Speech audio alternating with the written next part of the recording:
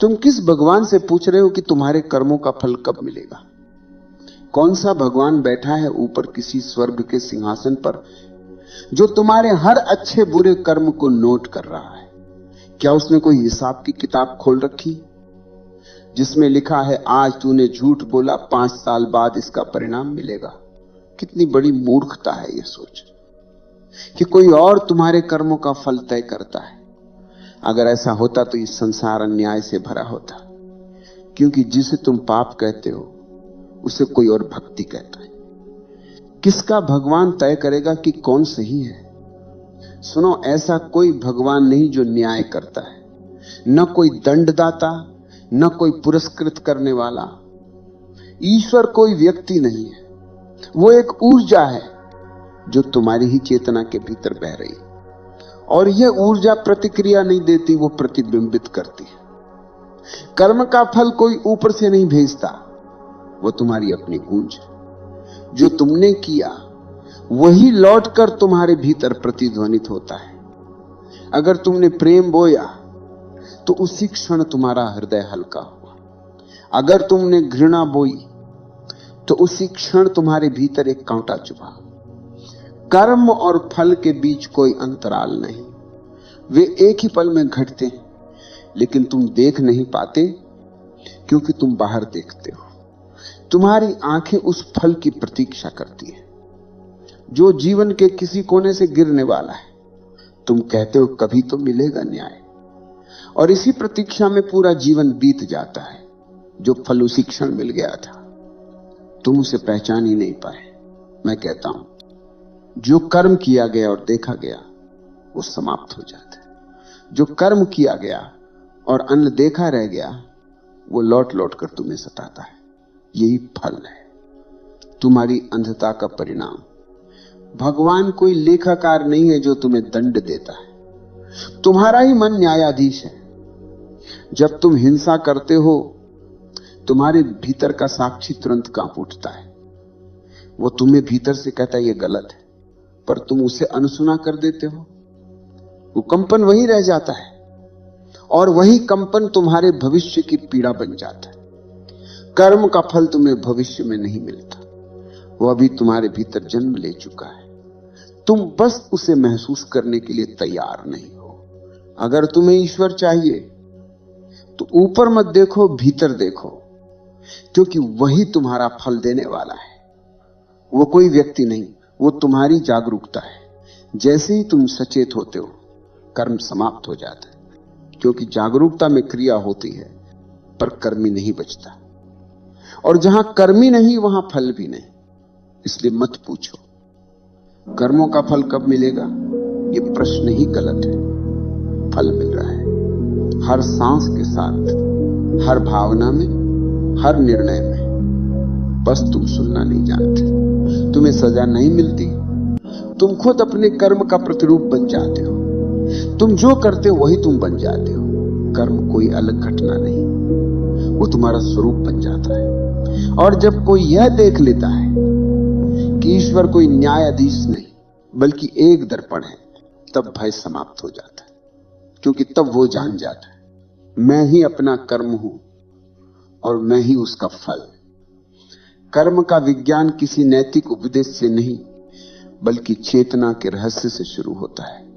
जो कर्म करता है वो कोई और नहीं, तुम्हारी चेतना ही अपने अलग अलग स्तरों से काम करती है। कर्म को समझने के लिए सबसे पहले यह समझना होगा कि हर क्रिया 2 स्तरों पर होती है, एक बाहर एक भीतर। बाहर हाथ उठता है, शब्द निकलता है, निर्णय लिया जाता है, पर भीतर एक कंपन उठता है, एक ऊर्जा की दिशा बदलती है।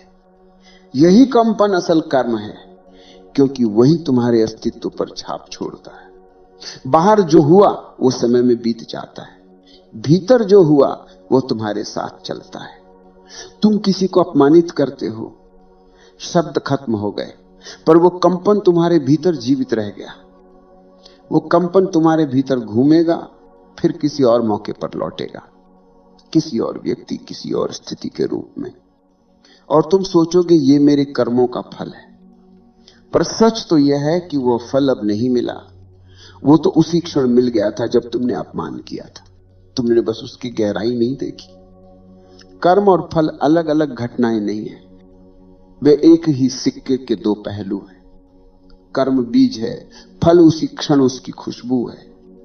तुम बीज बोते हो और सोचते हो फूल कब खिलेगा। फूल तो उसी क्षण खिला, बस तुम्हें देखने की आंख नहीं थी। देखना ही कुंजी है।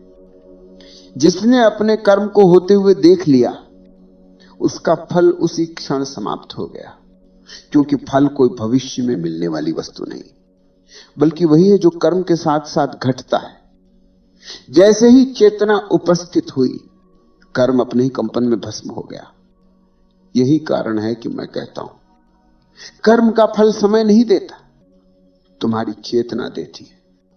समय केवल अवसर बनाता है, पर तुम्हारे भीतर जो अवस्था है वही उसका रूप तय करती है।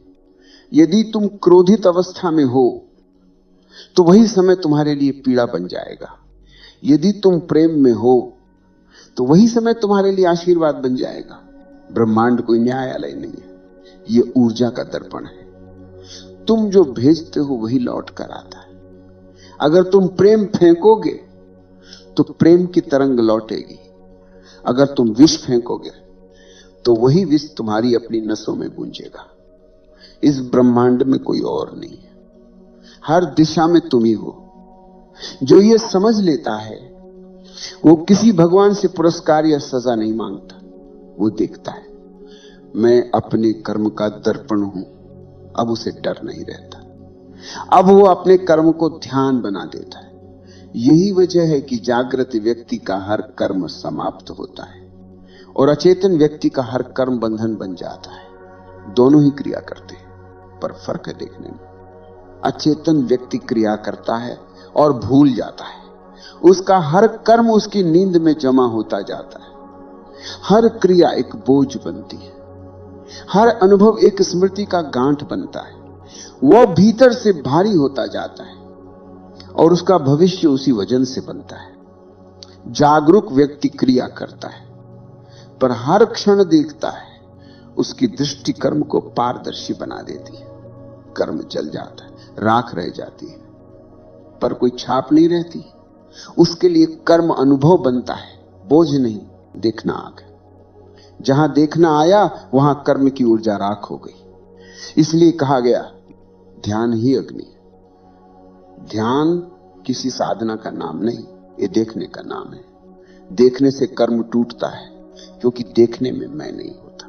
जब करने वाला नहीं तो फल कैसे मिलेगा। अचेतन मनुष्य हर समय करता रहता है, कभी प्रेम करता है, कभी क्रोध, कभी पूजा, कभी हिंसा, और सोचता है कि ये सब अलग अलग घटनाएं हैं। पर जागृत व्यक्ति जानता है सारी घटनाएं एक ही ऊर्जा के रूप है। जो समझ गया वो देखता है। कर्म कोई समस्या नहीं, अंधापन समस्या है, देखना समाधान है। कर्म तभी बंधन बनता है जब उसमें करने वाला होता है। जैसे ही करने वाला मिटता है, कर्म शून्य हो जाता है। अब क्रिया तो होती रहती है। शरीर सांस लेता है, हाथ चलते हैं, शब्द निकलते हैं, पर अब कुछ जुड़ता नहीं, कुछ लौटता नहीं। कर्म आता है और चला जाता है, जैसे हवा पेड़ की पत्तियों को छूकर निकल जाती है। जो व्यक्ति इस रहस्य को जान लेता है वो कर्मफल से मुक्त हो जाता है। अब वो ये नहीं सोचता कि मुझे क्या मिलेगा, वह केवल देखता है क्या हो रहा है, और उसी देखे में फल समाप्त हो जाता है। कर्म को मत बदलो, दृष्टि को बदलो। कर्म तो वही रहेगा, पर जब तुम देख रहे होगे तब वही कर्म मुक्ति बन जाएगा। मनुष्य कर्म से नहीं डरता, वो उसके परिणाम से डरता है। वो जानता है कि उसने जो किया है वो उसके खिलाफ जाएगा, पर उसने कर्म को नहीं समझा। वो सिर्फ डर को समझता है, और इसी डर ने धर्म को जेल बना दिया। हर मंदिर, हर शास्त्र, हर गुरु ने तुम्हारे भीतर यही बीज बोया, कर्म से सावधान रहो वरना फल भोगना पड़ेगा। और जो भय से सावधान होता है वो कभी जागरूक नहीं हो सकता। समाज ने कहा अच्छे कर्म करो, पर उसके पीछे भी डर था। तुम अच्छा इसलिए नहीं करते कि अच्छा होना सुंदर है, तुम अच्छा इसलिए करते हो कि कहीं स्वर्ग से वंचित न रह जाओ। ये अच्छाई नहीं, ये सौदा है। कर्म को समझे बिना जो धर्म करता है वो व्यापारी। वो सोचता है मैं पूजा करूंगा ताकि भगवान खुश हो जाए। क्या तुमने कभी सोचा कि अगर तुम्हें पुरस्कार की उम्मीद है तो वो कर्म नहीं, चाल है। भगवान को खुश करने की यह मानसिकता सबसे गहरी अंधता है, क्योंकि जो तुम्हें बनाया है वो तुमसे क्या चाहता होगा? क्या वो भी तुम्हारी तरह लोभी है जो कहे मेरी स्तुति करो तभी तुम्हें स्वर्ग मिलेगा? अगर ऐसा है तो वो भगवान नहीं, तुम्हारी ही परछाई है, थोड़ी बड़ी, थोड़ी डरावनी। मनुष्य ने कर्म को धार्मिक जाल में फंसा दिया है। उसने कहा पाप मत करो, नरक मिलेगा। पर देखो, जो पाप से डरकर बचता है वो भीतर ही भीतर पाप से जुड़ा रहता है, क्योंकि उसका ध्यान पाप पर ही है। वो पाप नहीं करता, पर उसके मन में पाप की छाया घूमती रहती है। यह बहुत सूक्ष्म है। जो डर के कारण पवित्र है वो वास्तव में अपवित्र है, क्योंकि भय में कोई स्वतंत्रता नहीं, और जहां स्वतंत्रता नहीं वहां धर्म नहीं। तुम्हारा तथाकथित अच्छा व्यवहार अक्सर डर से पैदा होता है। डर की लोग क्या कहेंगे, डर की भगवान क्या करेगा, डर की कर्मों का फल क्या होगा। और जो भय में जीता है वो हर पल पाप में जी रहा है। मैं कहता हूं जिस धर्म की जड़ डर है वो धर्म नहीं, वो राजनीति है। वह मनुष्य को नियंत्रित करने का सबसे पुराना साधन है। जो डर गया वो अपने भीतर झांकना भूल गया। अब वो पंडितों के पास दौड़ता है, अब वो दान देकर अपने पाप मिटाना चाहता है, अब वो प्रार्थना में सौदेबाजी करता है। कर्म के फल का डर तुम्हें सजग नहीं बनाता, तुम्हें पाखंडी बनाता है। क्योंकि तुम कर्म नहीं देख रहे, तुम परिणाम देख रहे हो। और जो परिणाम देखता है वो कभी कर्म को नहीं समझ सकता।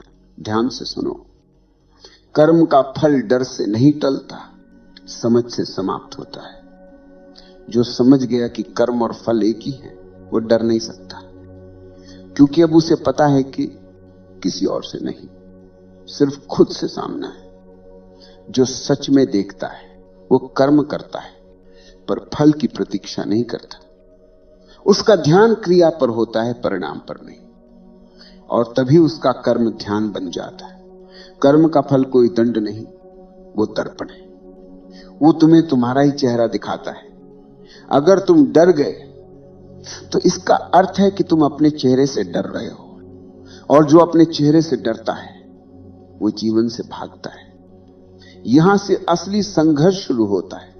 मनुष्य को यह समझना होगा कि उसे कर्म से नहीं, अपने अंधेपन से डरना चाहिए, क्योंकि कर्म तो निष्पक्ष है। वो वही लौट आएगा जो तुमने भेजा है। तुमने जहर भेजा तो जहर लौटेगा, पर यह जहर भगवान ने नहीं भेजा, यह तुम्हारी ही गूंज है। इसलिए अब डरने का प्रश्न नहीं, अब देखने का प्रश्न है। जो देख लेता है उसका डर समाप्त हो जाता है। वो अब कर्म नहीं बदलता, वो अपना होना बदलता है। और जैसे ही तुम्हारा होना बदलता है, कर्म अपना स्वभाव खो देता है। वो अब तुम्हें बांधता नहीं, वो तुम्हारे माध्यम से नाचता है। डरो मत कर्म फल से। डर अगर रखना ही है तो अंधेपन से रखो, क्योंकि वही कारण है जो तुम्हें बार बार उसी फल तक खींच लाता है। कर्म से मुक्ति पाने के लिए कर्म को छोड़ना नहीं पड़ता, उसे देखना पड़ता है। जो छोड़ना चाहता है वो अब भी बंधा है, क्योंकि छोड़ने की इच्छा भी एक नया कर्म है। तुम कहते हो मैं कर्म नहीं करना चाहता, पर यह वाक्य भी कर्म है। यही विरोधाभास है। कर्म से मुक्त होने के लिए कर्म करना छोड़ना नहीं, कर्ता को देखना छोड़ना होता है। जैसे ही करने वाला मिटता है, कर्म गिर जाता है। क्रिया होती रहती है, पर अब कोई परिणाम नहीं। यह बात धर्मशास्त्र नहीं समझ पाए। उन्होंने कहा कर्म मत करो। मैं कहता हूं कर्म करो, पर करने वाले को देखो, क्योंकि क्रिया तो जीवन का स्वभाव है। हवा चलेगी, पानी बहेगा, शरीर सांस लेगा, शब्द निकलेंगे, कर्म रुक नहीं सकता।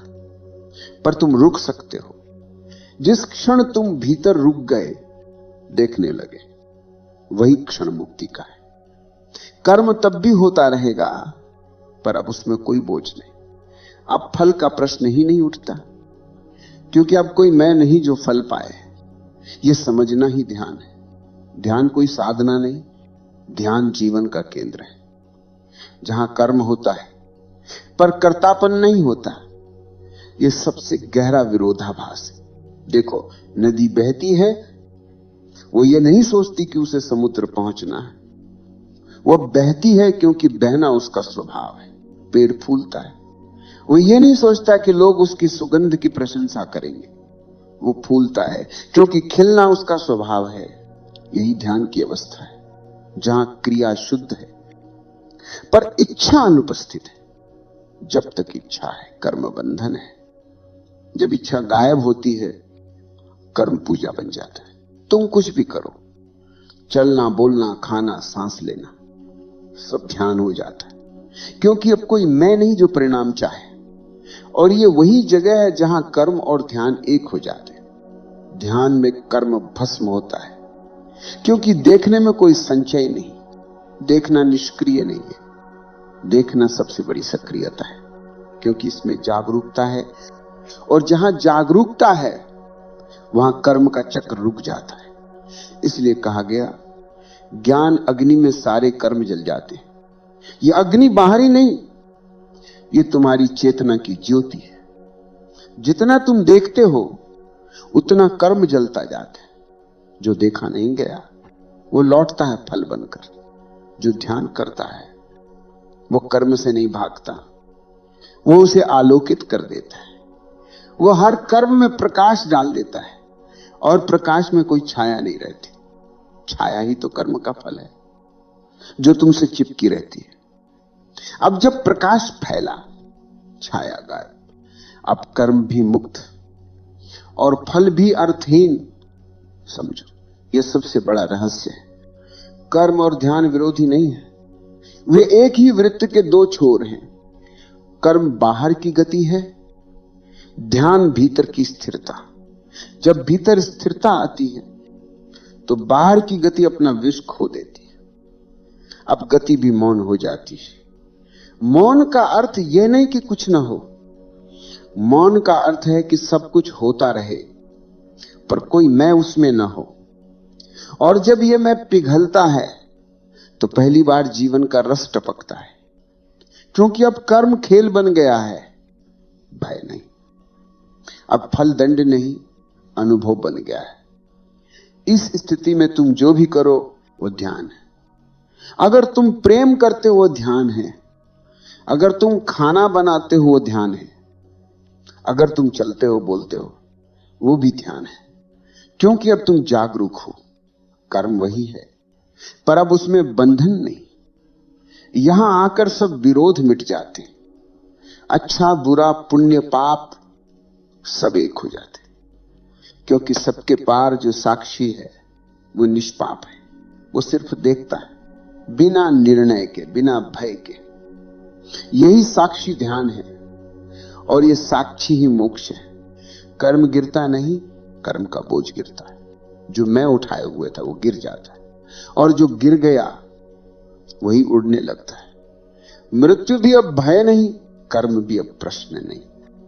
अब जो कुछ भी होता है, वो स्वयं अस्तित्व का नृत्य है। जो देखता है, वो करता नहीं, और जो करता नहीं, वही सच्चा कर्मयोगी है। तुम्हारे सारे कर्म तुम्हारी चेतना के चारों ओर धूल की परतों की तरह चिपके। हर सोच, हर निर्णय, हर भय, हर प्रेम, सब कुछ तुम्हारे चारों ओर घूमता रहा है, और तुमने कभी उसे देखा नहीं। तुम भागते रहे उसे सुधारने में, कभी उसे मिटाने में, कभी पुण्य से ढकने में। पर जो नहीं देखा गया, वो जला नहीं जा सकता। कर्म को जलाने की कला सुधारने की कला नहीं है, देखने की कला है। क्योंकि देखने से ऊर्जा का स्वरूप बदल जाता है। जो अंधेरे में भारी था, वो प्रकाश में हल्का हो जाता है। जो बंधन था, वो अनुभव बन जाता है। तुम्हारे भीतर जो देख रहा है वो किसी कर्म में नहीं बंधता, पर तुम देखने वाले से पहचान तोड़ चुके हो। तुम क्रिया से इतने जुड़ गए हो कि तुमने खुद को ही कर्ता समझ लिया, और वही गलती कर्म का बीज है, क्योंकि जैसे ही मैं करता हूं आया, वैसे ही फल भी आ गया। कर्तापन ही कर्म का कारण है, और देखना कर्तापन का अंत है। जब तुम देखते हो कि क्रिया घट रही है तुम्हारे माध्यम से तुम्हारे चारों ओर, तो तुम भीतर मौन हो जाते हो। तुम अब कर्ता नहीं, साक्षी हो, और यही साक्षी सबसे बड़ा परिवर्तन है। इस साक्षी भाव की आग बहुत सूक्ष्म है, ये बाहर से कुछ नहीं करती, पर भीतर की हर गांठ को पिघला देती है। तुम ध्यान से बैठते हो और देखते हो, क्रोध उठता है फिर गिर जाता, इच्छा उठती है फिर मिट जाती है, और तुम वही हो, देखने वाले, अपरिवर्तित, सदा शांत। धीरे धीरे तुम देखोगे कि जो घटनाएं पहले तुम्हें झकझोर देती थी अब केवल गुजरती है। तुम्हारे भीतर अब प्रतिक्रिया नहीं, केवल प्रतिध्वनि रह जाती, वो भी क्षणिक। जैसे पत्थर पानी में गिरता है, तरंगे उठती हैं, फिर सब शांत। ये देखना कर्म को समाप्त करता है, क्योंकि कर्म की जड़ पहचान में थी और पहचान गिर गई। मनुष्य कर्म से मुक्त होने के लिए हजारों उपाय करता रहा है, कभी पूजा, कभी तीर्थ, कभी प्रायश्चित, लेकिन इन सब का परिणाम नया कर्म होता है। क्योंकि जहां मैं अच्छा बनना चाहता हूं वही नया बंधन है। मैं पापी हूं कहने वाला भी बंधा है, और मैं पुण्यात्मा हूं कहने वाला भी, क्योंकि दोनों ही मैं हैं। कर्म गिरता है केवल तब जब मैं गिर जाता है, देखने से मैं पिघलता है। देखने में कोई दावा नहीं, कोई निर्णय नहीं, तुम बस देखते हो जो भी है जैसा है, और यही स्वीकृति अग्नि बन जाती है। क्योंकि जो स्वीकार किया गया वो तुरंत विलीन हो जाता है। प्रतिरोध ही कर्म को जीवित रखता है। तुम जितना लड़ते हो कर्म उतना गहरा होता है, तुम जितना स्वीकारते हो वो उतना हल्का होता है। देखो, जब कोई गुस्सा करता है और तुम उससे भिड़ते हो तो दो आगे मिल जाती हैं और दोनों जलती हैं, पर जब तुम उसे देखते हो बिना विरोध, बिना निर्णय, तो तुम्हारे भीतर शांति उतरती है। वो गुस्सा बाहर अपने ही भाप में बुझ जाता है। यही ध्यान है। ध्यान क्रिया नहीं, ध्यान प्रतिक्रिया की अनुपस्थिति है। कर्म के जले बिना ध्यान पैदा नहीं हो सकता, और ध्यान के बिना कर्म जल नहीं सकता। दोनों एक दूसरे को जन्म देते हैं, जैसे घी और अग्नि। कर्म ध्यान को जन्म देता है जब उसे देखा जाए, और ध्यान कर्म को जलाता है जब वो मौजूद हो। यही परिपूर्ण चक्र है। जो इसे समझ गया वह अब कर्म के भय से मुक्त है। अब वो करता है, पर भीतर मौन रहता है। ये मौन निष्क्रिय नहीं है, ये मौन एक गूंज है अस्तित्व की। इस मौन में कोई फल नहीं होता, क्योंकि फल परिणाम में ही अनुभव बन जाता है। कर्म का अर्थ अब केवल घटना है, न कि उसका प्रभाव। अब जो भी घटेगा वो तुम्हें बांधेगा नहीं, तुम उसे देखोगे और वो गुजर जाएगा। यही रूपांतरण है, कर्म से ध्यान की ओर, भ्रम से साक्षी भाव की ओर, फल से मुक्त अनुभव की ओर। ध्यान से पहले मनुष्य हर क्षण एक संग्राहक है। वो हर चीज जमा करता है, पैसा, प्रेम, सम्मान, दुख, यादें, ये सब मिलकर उसका कर्म बनते हैं। क्योंकि संग्रह ही बंधन है। जो इकट्ठा करता है वो बंधा रहेगा, जो छोड़ता है वो मुक्त होता है। लेकिन ध्यान में कोई छोड़ने की क्रिया नहीं, वहां कुछ पकड़ा ही नहीं जाता। जो आता है वो आता है, जो जाता है वो चला जाता है। इस स्थिति में व्यक्ति खाली है, पूर्ण रूप से जी रहा है, पर भीतर कोई निशान नहीं छोड़ता। यह कर्महीनता की स्थिति है, निष्क्रिय नहीं, निष्पाप। जो व्यक्ति इस रूपांतरण को जी लेता है वह बाहर से साधारण लगता है, पर भीतर से अग्नि बन चुका होता है। उसका हर कर्म जला हुआ होता है, शुद्ध गंधहीन भारहीन वो कर्म करता है, पर कर्म उसे छू नहीं पाते। जैसे कमल का फूल पानी में है पर गीला नहीं होता, यही साक्षी भाव का फूल है। जो साक्षी भाव में जीता है वो मृत्यु में भी मुस्कुराता है, क्योंकि उसे पता है कि मृत्यु भी एक कर्म है, शरीर का अंतिम कर्म, और वो भी उसी मौन में होता है जिस मौन में जीवन घटा था। अब न पुण्य है, न पाप, न दंड, न पुरस्कार, सिर्फ एक गहराई है जहां सब कुछ हो रहा है पर कोई होने वाला नहीं बचा। जब तुम वहां पहुंचते हो तो कर्म जलना बंद नहीं करते, वे खुद अग्नि बन जाते हैं। अब हर क्षण में ऊर्जा है पर दिशा नहीं, अब क्रिया है पर आशय नहीं, अब प्रेम है पर स्वामित्व नहीं, अब मौन है पर जीवन उसकी धड़कन में गा रहा है। और इस स्थिति में भाई कर्म तुम्हारा नहीं रहता, कर्म अब अस्तित्व का हो जाता है, और अस्तित्व कभी गलती नहीं करता। अब कुछ भी गलत नहीं हो सकता, क्योंकि अब जो कुछ भी हो रहा है वो संपूर्णता की गति है। यहां तक आते आते तुम समझोगे कि कर्म को जलाना मतलब कर्म को त्यागना नहीं, कर्म को समझना है। जो समझ लिया गया वो खुद राख बन जाता है, और जो नहीं देखा गया वो फिर लौटेगा, फल बनकर, पीड़ा बनकर, प्रश्न बनकर। इसलिए मैं कहता हूं कर्म का फल तुमसे दूर नहीं है, वो तुम्हारे भीतर छिपा है। तुम्हारी आंखें जब खुलेंगी तुम पाओगे कि सब जल चुका है और राख में भी सुगंध है। जो देखता है उसका हर कर्म भस्म होता है, और जो नहीं देखता उसका हर कर्म भविष्य बन जाता है। जब सब कुछ जल गया, कर्म, स्मृति, भय, आशा, फल, तो भीतर जो बचा वो कोई चीज नहीं, वो शून्यता है। ये शून्यता मृत्यु नहीं है, ये जीवन का हृदय है, क्योंकि अब सब समाप्त हो गया जो तुम था, अब केवल वो रह गया जो देख रहा था। यही साक्षी परमात्मा है। जो यहां तक पहुंचा उसके लिए अब कर्म का प्रश्न ही नहीं रह जाता। वो न पुण्य की बात करता है न पाप की, क्योंकि उसने देख लिया दोनों उसी मन के दो चेहरे हैं। जो अच्छा बनना चाहता है वो बुरा बनने के डर में है, जो बुरा बनता है वो अच्छा बनने के अभाव में है, और जो देखता है वो दोनों से परे हो जाता है। अब कर्म समाप्त नहीं हुए पर उनका अर्थ खो गया। जैसे बच्चे के हाथ में खिलौना टूट जाता है तो वो उसे देखकर हंस देता है, क्योंकि अब उसका आकर्षण मिट गया। उसी तरह जब चेतना देखती है कि कर्म खेल है तो वो उसके साथ खेलती है, पर भीतर कोई पकड़ नहीं रहती। अब कर्म और फल का वृत्त नहीं, केवल प्रवाह है। जो कुछ आता है वो आता है, जो जाता है वो चला जाता है। कहीं कोई चिन्ह नहीं, कोई निशान नहीं।